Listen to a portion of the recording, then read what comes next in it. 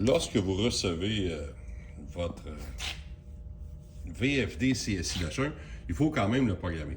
La première chose à faire, on pèse sur Prog, et on s'en va à 00, Enter, et on s'en va au channel 03, Enter. Bon, la fréquence qu'il faut rentrer ici, c'est 200. Ça, c'est le moteur Output Frequency.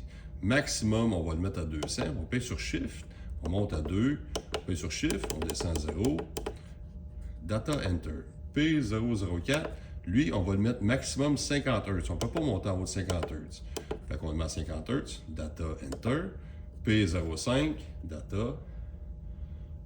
Et on n'a pas besoin. Fait que Prog. Ensuite, on s'en va à P01. Data Enter. P0101. Data Enter. Ça, il faut le mettre à 20. Ça se trouve être l'accélération en temps.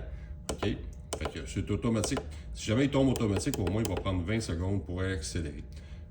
Data Enter. Ça, on s'en va à P0201. Data Enter. Ça, c'est P0201, c'est le nombre de kilowatts du moteur. On va le mettre à 2. Data Enter. 2 kW, qui est à peu près un compresseur de 2 tonnes et demie. Ensuite de ça, la moteur frequency, ça, on va le mettre à 170. Basic, pourquoi? C'est à peu près, généralement, ce qui fit le mieux pour tous les compresseurs. P0203, le nombre de RPM, on va le mettre à 3000 pour donner une bonne donnée. Data Enter. P0204, ça aussi, on va le mettre à 170 volts. Ça tourne autour de ça, tous les compresseurs.